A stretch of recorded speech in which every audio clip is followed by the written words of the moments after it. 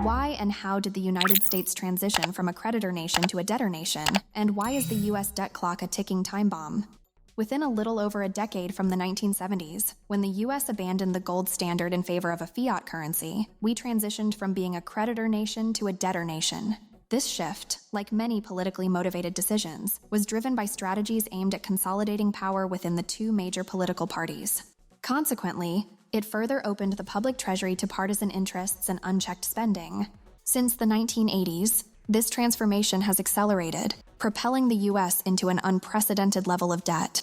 Historically, the U.S. was a creditor nation, but it now stands as the largest debtor nation, a stark reversal achieved in just a few decades. This shift results directly from government policies that prioritize public debt over private capital formation, suffocating the economy's ability to generate real wealth through production rather than redistributive entitlements.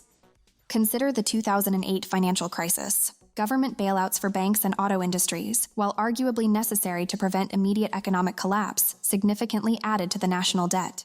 These bailouts were a temporary fix that postponed rather than resolved underlying financial issues. Similarly, the COVID-19 pandemic prompted trillions in stimulus spending. The rationale behind prolonged economic shutdowns remains debatable, yet the outcome was clear: an enormous increase in national debt without a corresponding rise in productive capacity. These instances highlight a pattern of short-term solutions that exacerbate long-term fiscal instability. The crowding out of private capital by excessive public debt threatens to unravel the U.S. economy completely. Public debt levels have spiraled out of control, and within the next 20 years, without significant reform, the U.S. risks being remembered more for its economic collapse than its century-long economic dominance.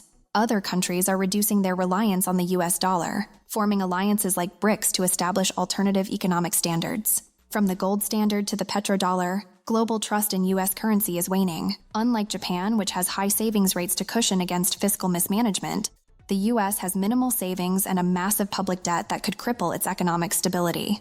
The government's strategy has been to expand entitlements to secure electoral support, further displacing private investment and borrowing heavily with no sustainable plan for future repayment. For instance, Social Security and Medicare, while crucial safety nets, represent significant unfunded liabilities that exacerbate the debt crisis. Further examples of fiscal mismanagement in the U.S. include the persistent budget deficits and the failure to reform entitlement programs. The Bush administration's decision to finance the Iraq and Afghanistan wars through borrowing rather than budget reallocations also added trillions to the debt.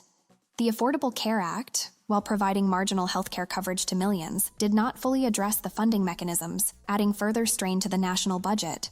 The trajectory of public debt is likely to cast long shadows of regret over future generations. The political elite may envision a global economy as a lifeboat, allowing them to escape the wreckage of the national economy they've compromised. Yet, they continue to leverage debt, seducing the public into believing that proliferating governmental freebies come without a price.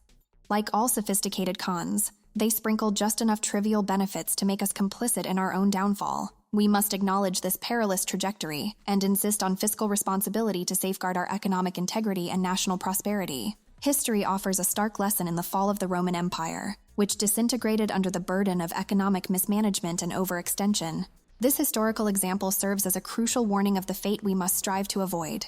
Ignoring these lessons and the fundamental principles of sound economic policy can lead us down a perilous path. It's time to hold our leaders accountable and steer the nation back toward sustainable fiscal practices. If we fail to address this looming crisis, the consequences will be dire, not just for the current generation, but for the many that follow. Our economic future depends on the decisions we make today. Let's ensure we choose wisely,